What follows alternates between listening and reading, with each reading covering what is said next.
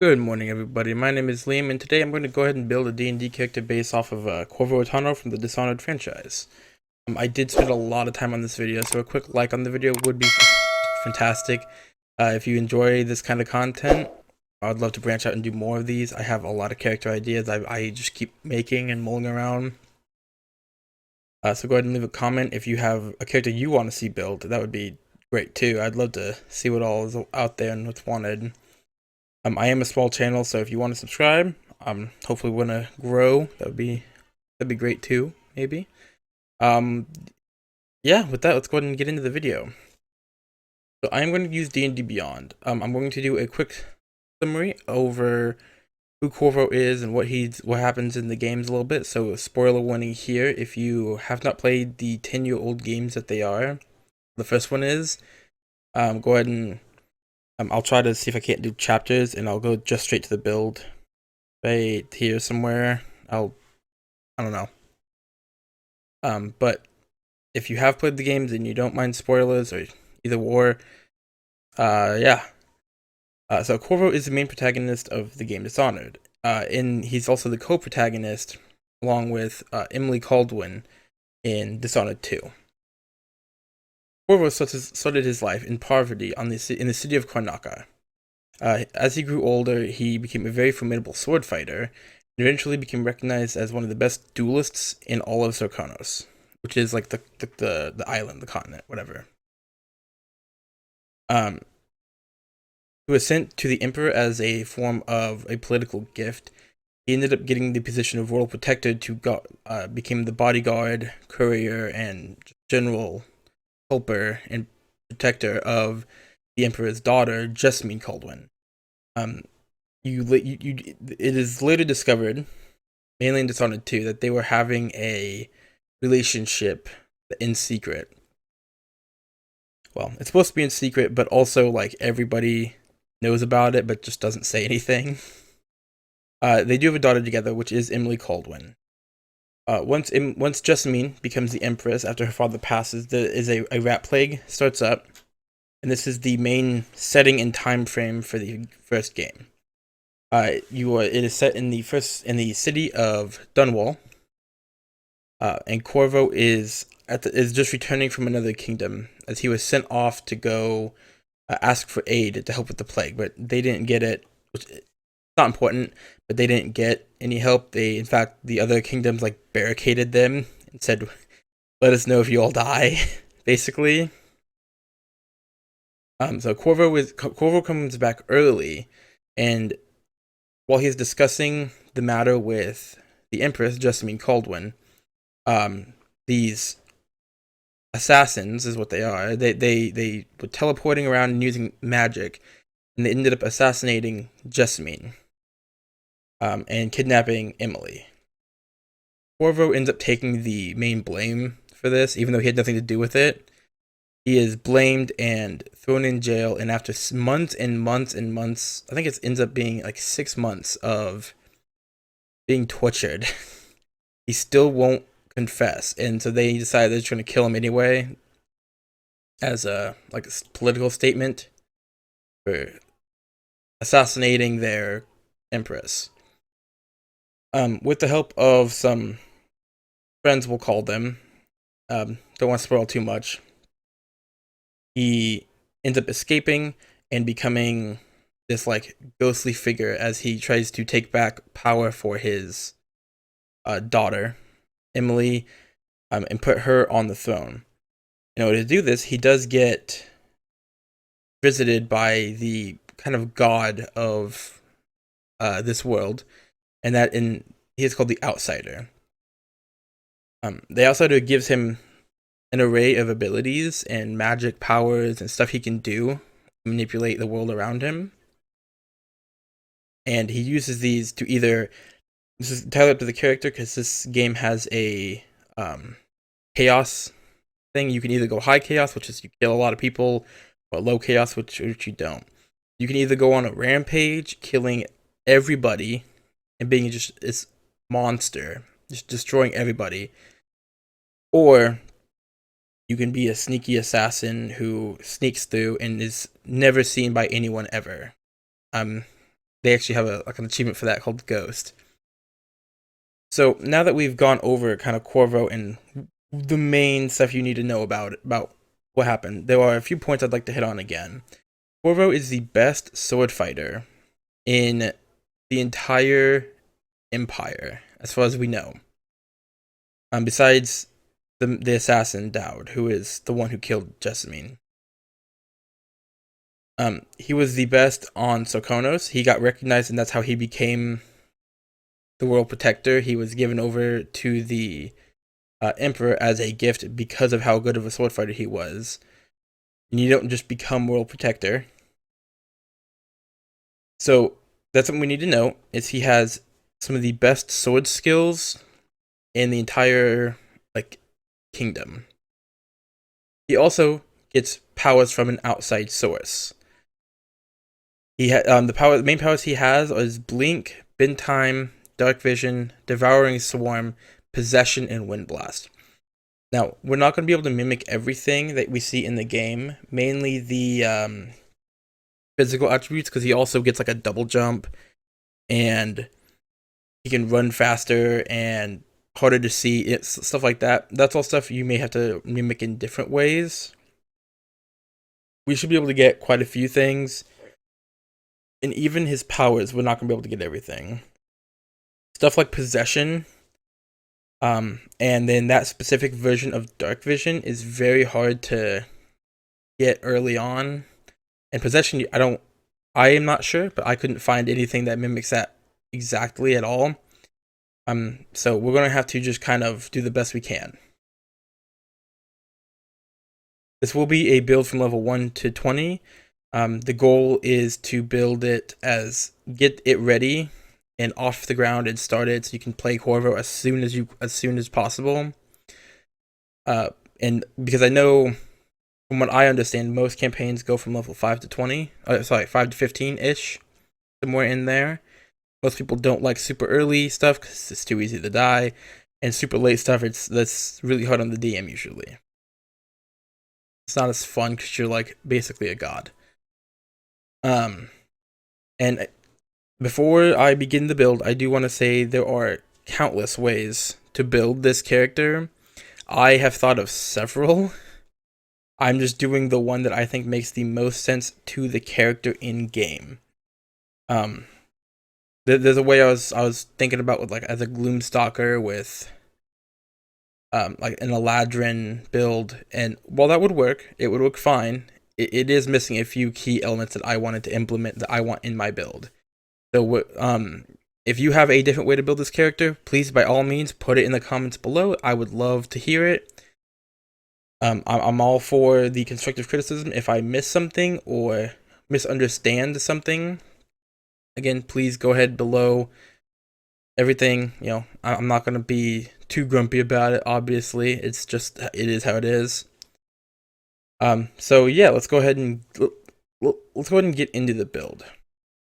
So we are on D&D Beyond here. I'm going to go ahead and we'll do standard. And so here's what I mean when you can do really any of these. Due to this custom lineage ability, if your Dungeon Master allows this, you can do realistically any build you want, or any race you want, because you'll be having this. We are going to just go with the human variant, because why not? That's what I want, and that's what Corvo is, a human in-game. And the class we are going to start with. Now this is very important, because whatever you start with, that's your hit dice base, and this is what you gotta stick with all of level 1 before moving on.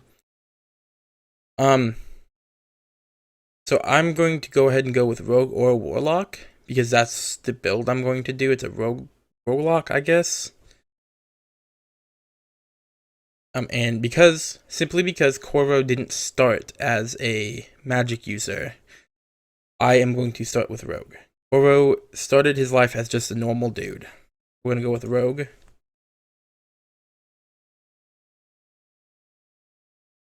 We're gonna go with Standard Array. Now, Dex we want as our highest. Corvo in the first game doesn't ever talk, so I Charisma is probably going to be his dump stat, or at the very least the 10. Corvo is really good at finding stuff in the game. I mean, the player is. Like, the player has the ability to find lots of stuff, and it's canon that Corvo goes and finds all of the shrines to the outsider. So, we're going to give him a decent investigation. Alright, sorry, intelligence. We'll go ahead and make that the 14. We'll make the con 13. Corvo is normal strong. He's just really, really quick and fast, which is where most of the stuff comes from. So we'll do this. He's not very charismatic. He did get an Empress to fall in love with him, but you know what? He's also, like, special in his own way. Let's up the dex. Can we do dex again? No, can't.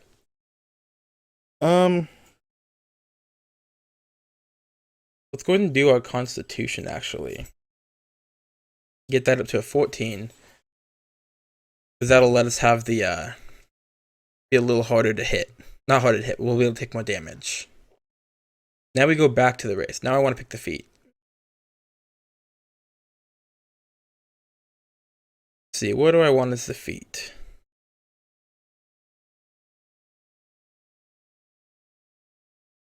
So in-game, Corvo uses a crossbow a lot. Crossbow and then his sword. Or he has a gun in his sword. So it is up to you really what you could do. Fighting initiate, probably. I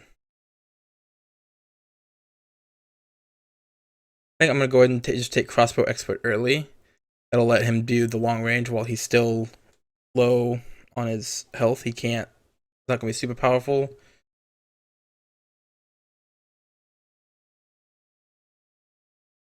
And then, so we get light armor, which is nice, because we're going to try to get studded leather as soon as we can. We want our dex to be our main source of stuff. Yeah, right here, we're just going to go ahead and grab stealth, sleight of hand,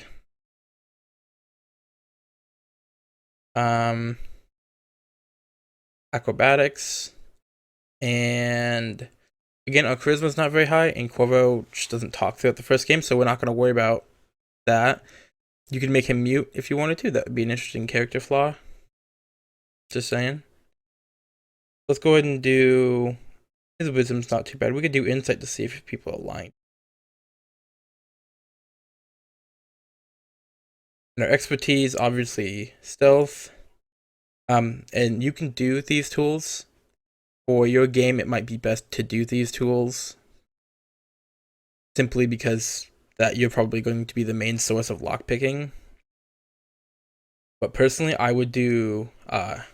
For this character build specifically, I would do like investigation, because Corvo does a lot of, like, he has to find out who's betraying him, who's betraying Emily, stuff like that. So I would do investigation. So I'm gonna pick. But we already did this. I'm going to leave this blank. I'm going to pick the background though.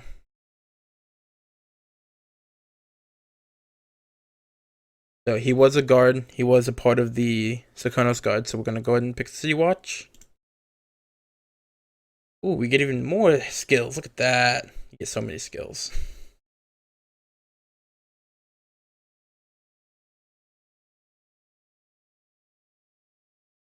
So Corvo didn't know a lot about magic from what I understand. In the beginning, he didn't learn until later. And even then, he didn't really, like, focus on it. So we're not going to do Arcana.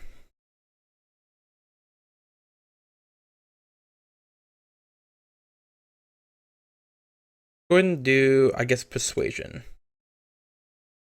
And Athletics. Sounds good to me. So we're going to go ahead and give ourselves just a normal light crossbow.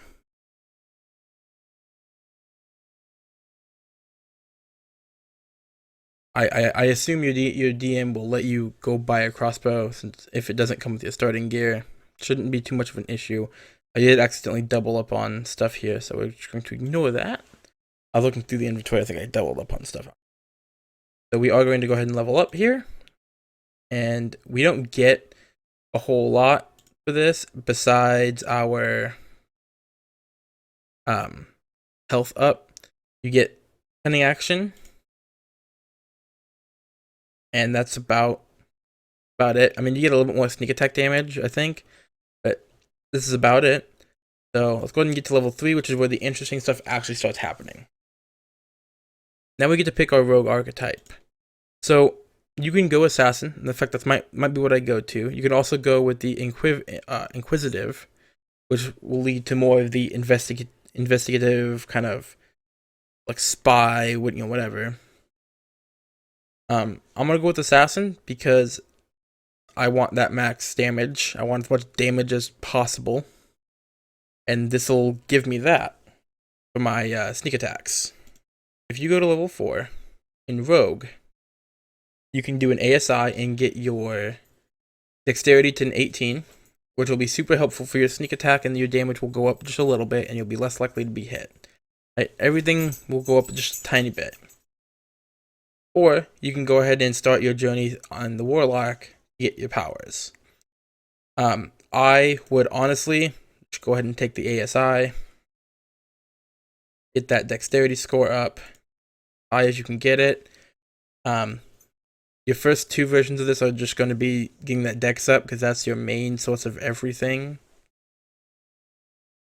So with level 5, this is where I would go ahead and actually multi-class.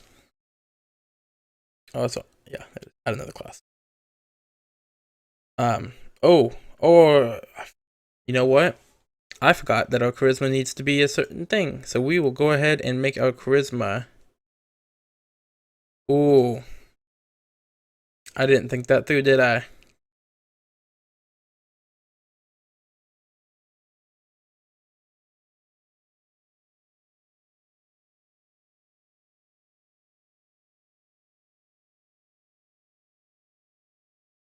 We'll do that. My bad. I forgot that you needed it. A 13 in charisma. So we'll do this.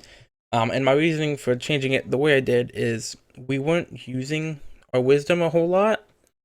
Because our main thing is investigation. We're really good at generally looking. Corvo is pretty dumb and doesn't notice a whole lot. I mean, there's a reason everything was allowed to go in the games as it was twice. So this also fits. Charisma, sure, we'll make it 13. It's fine.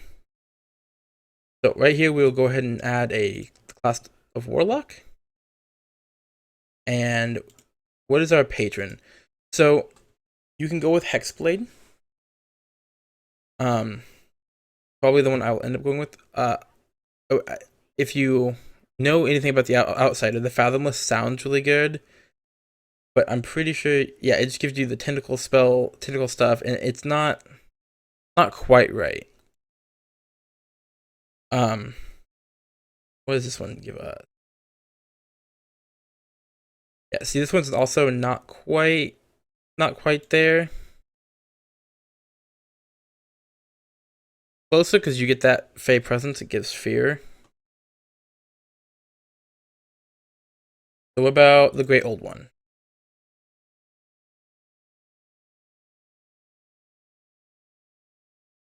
So you do get Dominate Person, which would kind of fit, and that's pretty much but you have to wait till 5th level, or spell level, to get 5th level spells to do that, and we're probably not ever going to get to that portion of it, and also it gives him, what is that, telekinesis, right?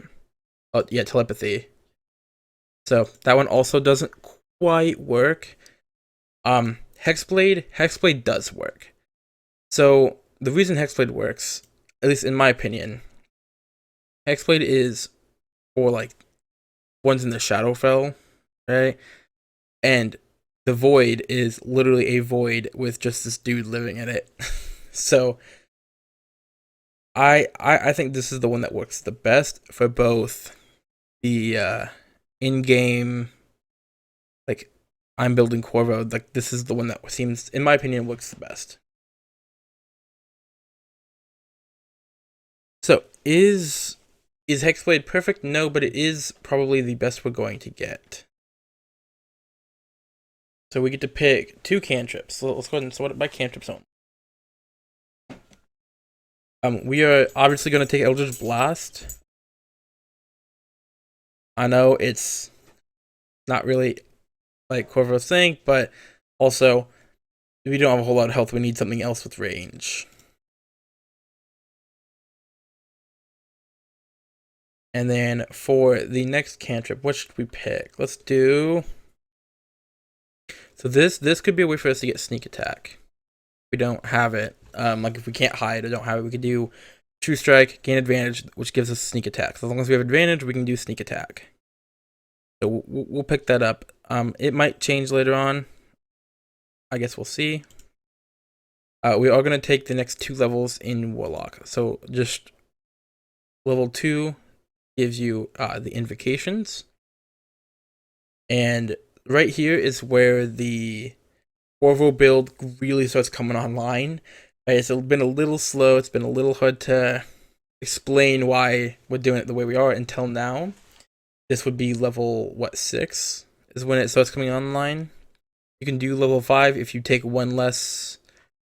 If you do one less in Rogue and do 3 Rogue, 2 Warlock at level 5, you'll have the start of this build really going. It's just you won't get that extra feat to boost your dexterity up even more.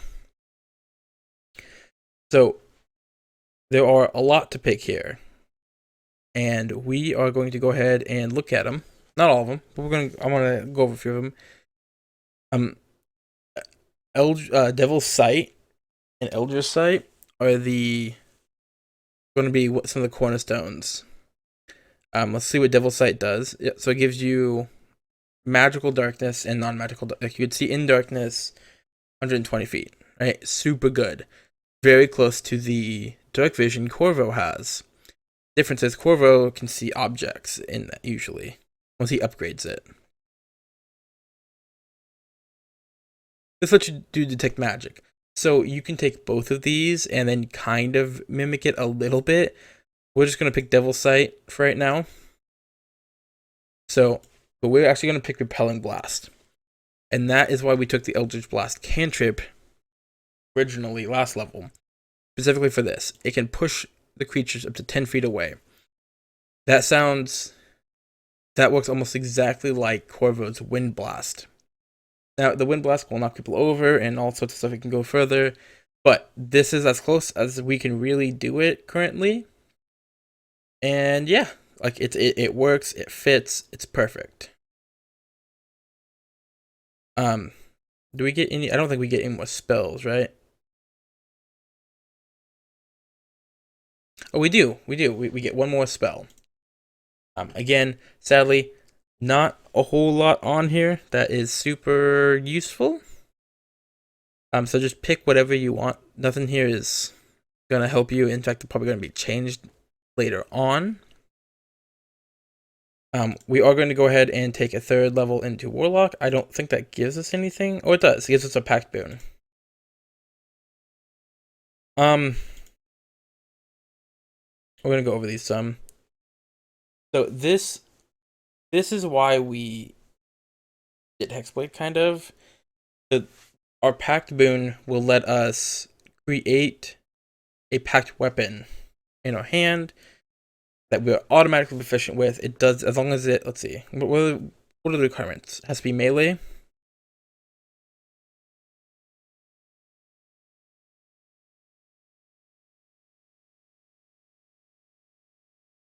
And it's magical. Okay. So, yeah, super good. I'm going to go ahead and do this one. Then I don't think, do we get more spells again? We do, look at that. This is where we start getting 2nd level spells, though, which are going to be the ones we actually want. So, Old Person is kind of similar-ish to Possession. It's probably the best we're gonna get. We're gonna go actually back and unlearn.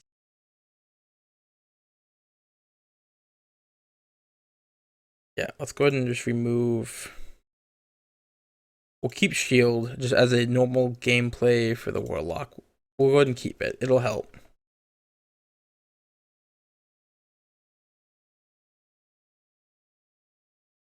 So, this this is where the stuff really starts happening. Again, I keep saying that, but like it is. So you can get Misty Step earlier if you were to take the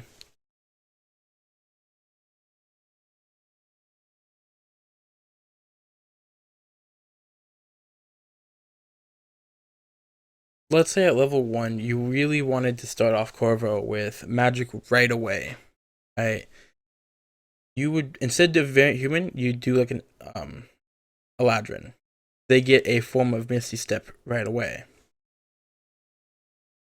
Let me go ahead and see if I can't show you guys that fast. Here it is, Face Step. So, with if you want to start the game off with Misty Step, Eladrin, right?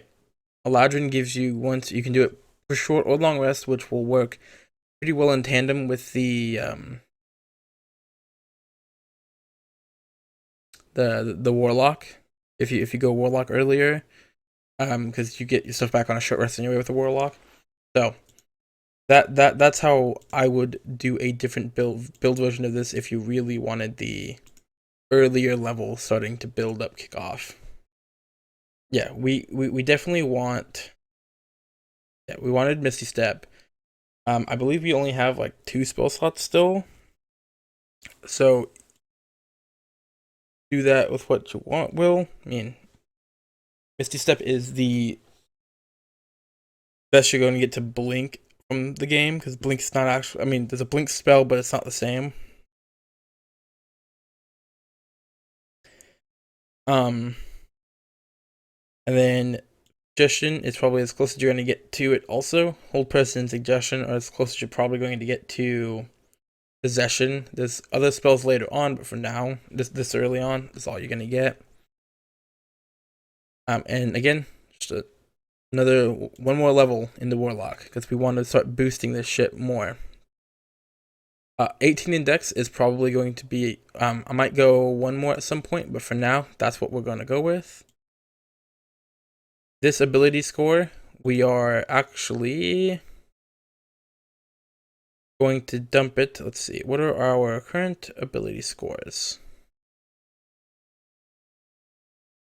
We can boost our charisma here,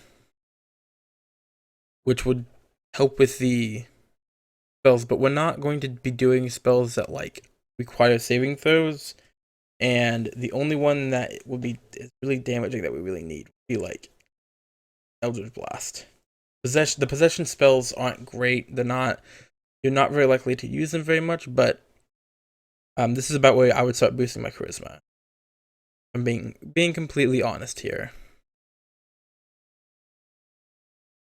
So yeah, level 4. And I mean, you can also take a feat. It's just not the option I'm gonna go for. It. Normally, I love taking feats. I really do. They are great, but they just aren't necessarily ideal for this build, sadly. So we're going to go with charisma. You could also go with your constitution if you find yourself dying or going down a lot, but you are the rogue, you are a warlock. Your health is not super good. This is just the general health at this moment. Like, we're level 8 and our health is only 51. We're not doing super hot, but also we're not awful. Let's go ahead and look at our spells. So do we get? I believe we get level. Oh, we still have level 2 spells. But we get another one. So here, let's go ahead and just grab invincibility. Because why not? Help that stealth go off the charts. So this is our current, this is what we look like on our sheet here.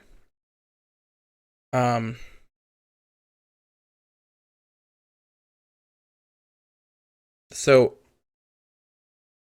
this is where you can really start differing. You can really lean into the warlock. You can really start leaning into the rogue some. I would like to go. Okay, so as you can see here, I have pulled up the wiki dots. This is usually what I use when I'm building a character and I don't have access to my D&D Beyond stuff. So here you can kind of see what all you're going to get. So we're going into level 5 for each of these characters. Level 5, you get your 3rd level spells. And we can see, where is it? Right here. What we get for 3rd level spells, right? So that's what we get. Counterspell, Fly, really, really good stuff. Specifically the ones we want to look at is Thunderstep. And yeah, like we get some really Counterspell, really good.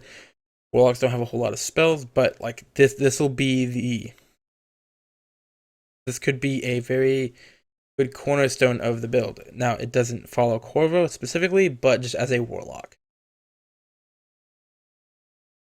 Now, but here we get Uncanny Dodge. So we can see here which one is better earlier. Obviously, the rogue's gonna be better earlier because we're also gonna start doing more damage with our sneak attack. So we're gonna go ahead and just say, let's go level 5 in rogue. Okay. Now we get our Uncanny Dodge. Uncanny Dodge lets us take less damage from attacks. So when an attacker hits you with an attack, you can use your reaction to have the attack.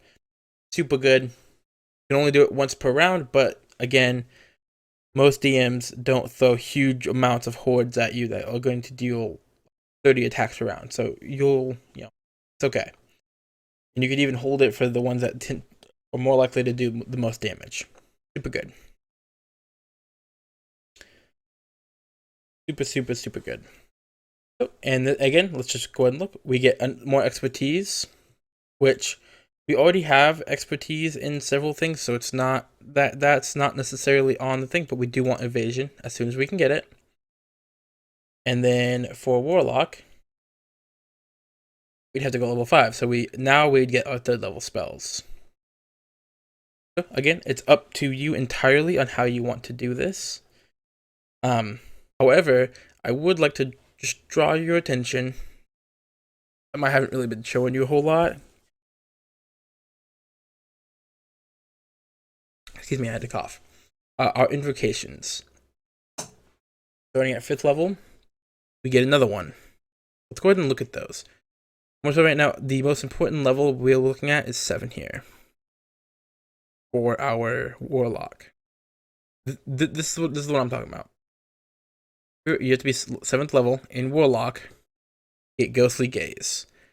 See through solid objects to enter 30 feet. Within the range, you have dark vision. If you don't already have it, lasts for 1 minute or until concentration ends. During that time, you perceive objects as ghostly transparent images. And you get back on short rest. That is very, very similar to Corvo's dark vision. So we want this, obviously. We're going to go ahead and take our 6th level in warlock as well. And so now is when we get to level 7. And I believe we do get, yes, level 7 we get our 4th invocation, which is the one we actually really, really like and care about here. There it is. Sorry, I couldn't find it. Yep, so that'll let us see objects through walls, through like that. It'll also let us see in dark vision. I mean, we already have Devil Sight, which is dark vision, but this will let us see those two together kind of work in tandem to do dark vision and then the more advanced version. So again, super, super helpful there. So now that we are working on, so we're now level 12. Level 12, sadly, it's a little late, but this is where it really like ends up picked up.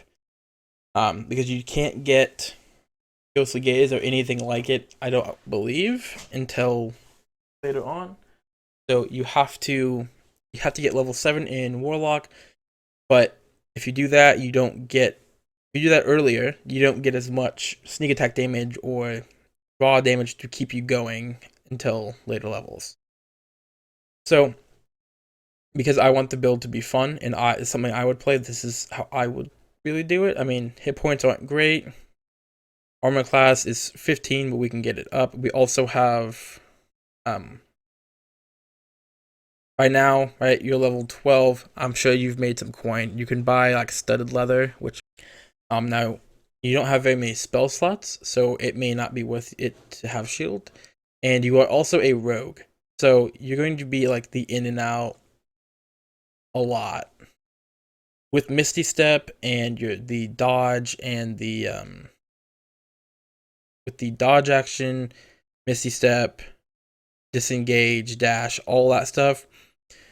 And the fact that we have built this character to be both really good at range and really good at close, depending on how your hex weapon is, your hexblade weapon is, and your packed boon. Depending on how you want this character to play, this character can be a range sneak attack, be less likely to take hits, or it can be up close, hit, and dip. Personally, I think it'd be fun to do a hit and dip. You do your attack, you can Misty Step away, and then you can use True Strike to, or if you can't get away, right, you don't have, let's say you don't have spell slots, you still have True Strike, which you got to take a whole turn to charge, but you're more likely, but then you get the sneak attack damage more. And then you can still use your hand crossbow with Crossbow Expert as a bonus action.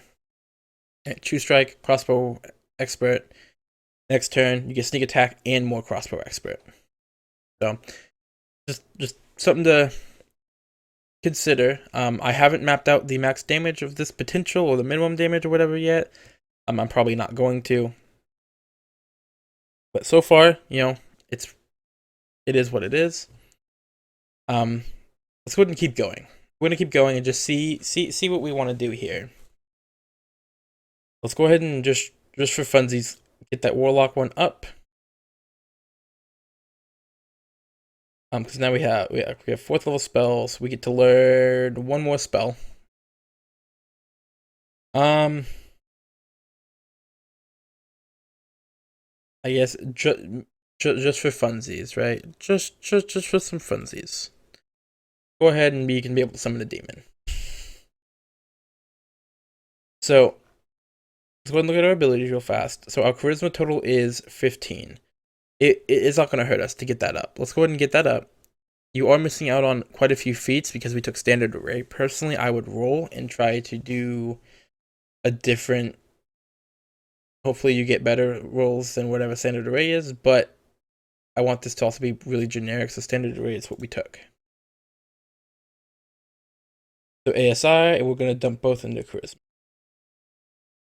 Right, charisma should now be 17, which we might do one more and then dump.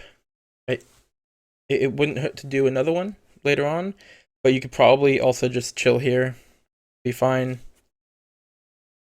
Because now it's a +3, which is not bad. At getting one more, but we can also do a feat that does that later on. So we'll see how we're feeling about it. But let's see classes. We are gonna go probably the rest in the rogue, if I'm being honest. Oh, I didn't notice that. It tells you how many levels you can go left. That's cool. So level 6, we get expertise now. Well, we get more expertise.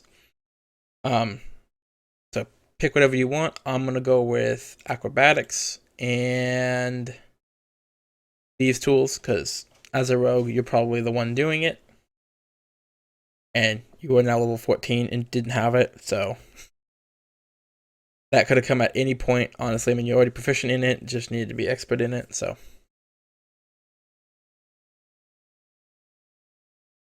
Go ahead and grab level 7. What do we get for that? Oh, hey, we got evasion. Look at that. Now we take less damage from area of effect attacks. Great, wonderful. Level 8. So this is where we're actually probably going to pick a feat here.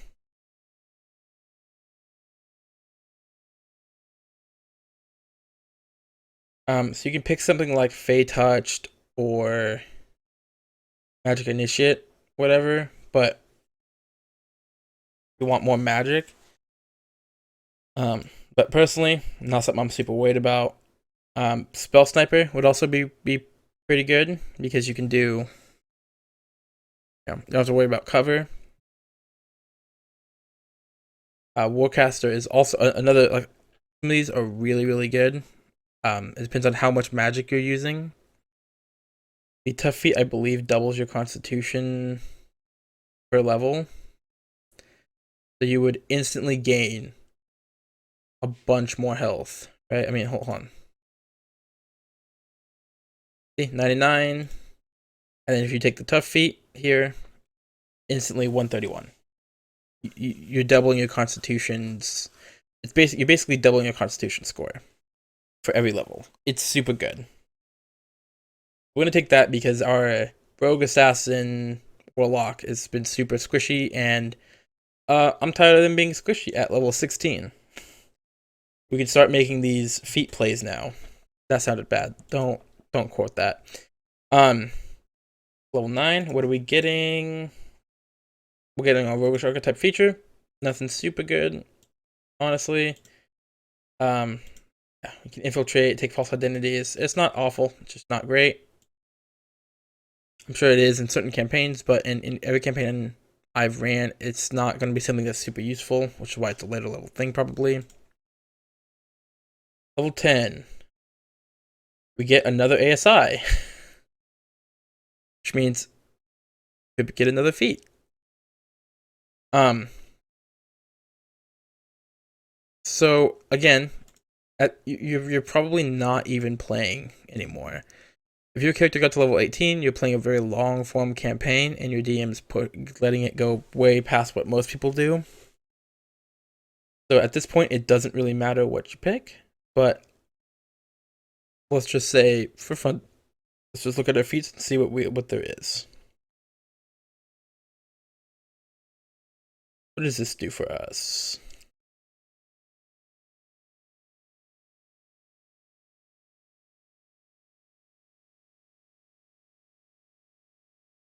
Oh, you get another. Sure, we'll do this and get improved pack weapon to make sure it's a +1. Sure, why not? Ooh, but Thirsting Blade, though. We'll do Thirsting Blade.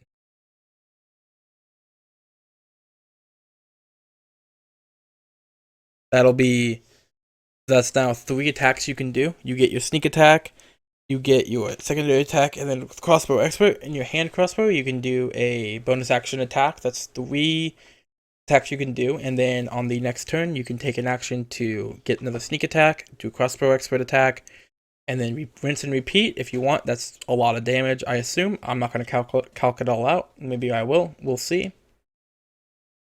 But obviously, that is something we could have looked at earlier if you wanted to. It's up to you. I don't really care.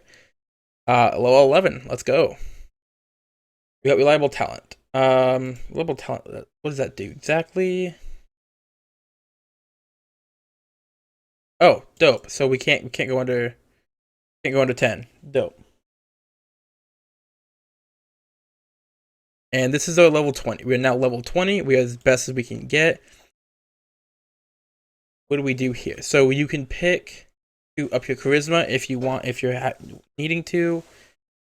I am going to look at feats again because I enjoy just fucking around with shit. It's a lot of fun.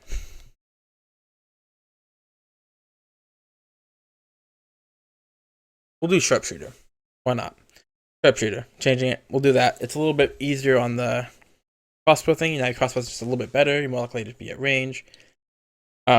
This is the final level 20 character. Rogue 12, Warlock 8. We have 18 in dexterity. All of our other stats are pretty minuscule, except for our 2 main ones, and that's because we took feats. If we didn't take feats, we could have gotten these up even higher and spread it out a little bit more, but personally, I don't really care. The only other one that would be, in my opinion, worth spreading out would be the intelligence. Raising that up to like a 16 would have been not too bad. But as we see here, +10 to damage. We have it doesn't look like a whole lot of damage, but we also have a bunch of sneak attack. What is our sneak attack currently? Let's go ahead and look.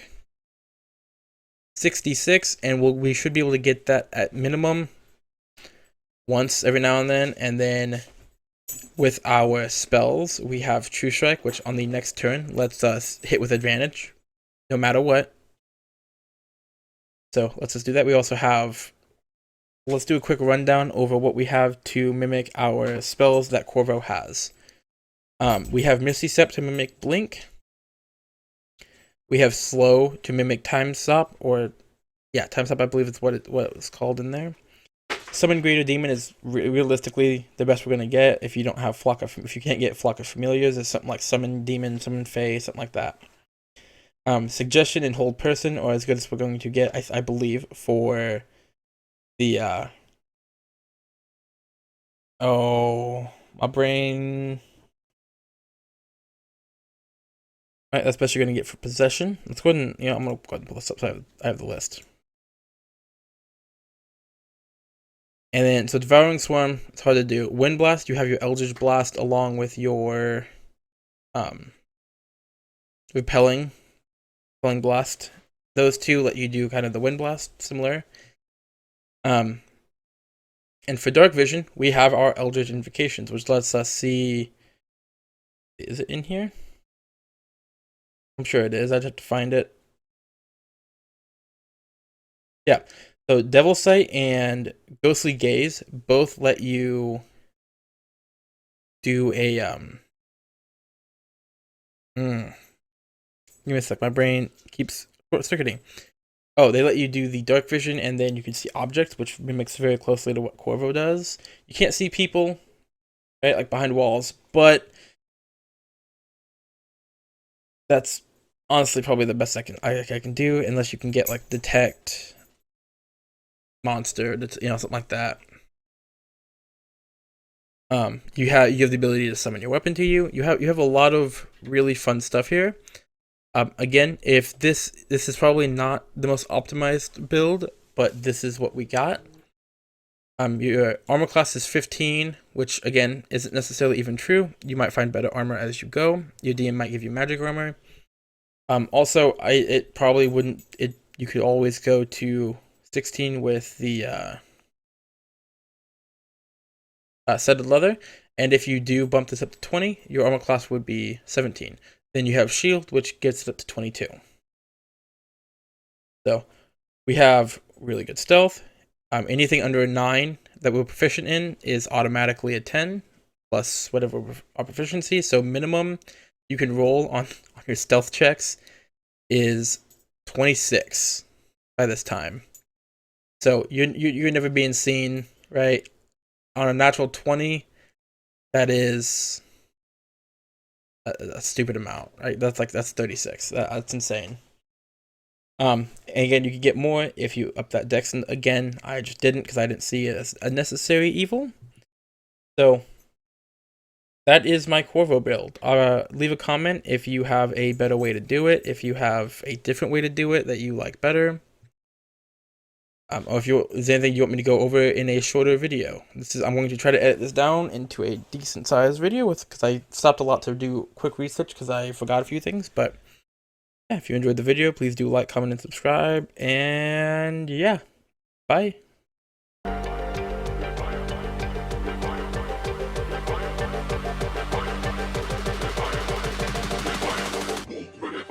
System of failure.